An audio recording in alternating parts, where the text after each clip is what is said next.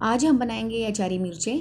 तो इसे आप दही वाली मिर्ची भी कह सकते हैं, अचारी मिर्चें भी कह सकते हैं। तो सिंपल हमने 2 चम्मच घी ले लेना है और आपके पास जितनी भी मिर्चें हैं, मैं अपने हिसाब से 4 से 5 अदद मिर्चों को इस तरह से टुकड़ों में काट के उसे थोड़ा सा फ्राई करूँगी। और उसके साथ ही जी अचार गोश्त का मसाला हमने 1 चम्मच भर के इसमें ऐड कर देना है और 1 चुटकी हमने ऊपर से नमक भी ऐड कर देना है। और इसे बिल्कुल स्लो आंच पे, बिल्कुल जिसे बिल्कुल मध्यम आंच कहते हैं ना, उस आंच पे अपने इसे फ्राई कर लेना है ताकि मसाला आपका जले ना और मिर्चें भी आपकी ख़राब ना हो। थोड़ा सा इसे फ्राई करेंगे और इसके साथ ही जी हमने इसमें 1/4 कप दही शामिल कर देना है, या फिर आप 4 खाने के चम्मच भी ले सकते हैं। और इसे थोड़ा सा हमने फ्राई कर लेना है। जैसे ही दही का वाइट सा पन थोड़ा सा इसमें ख़त्म हो जाए और ऑयल इसका ऊपर आ जाए, इसका मतलब होगा हमारी मिर्चें तैयार हो चुकी हैं।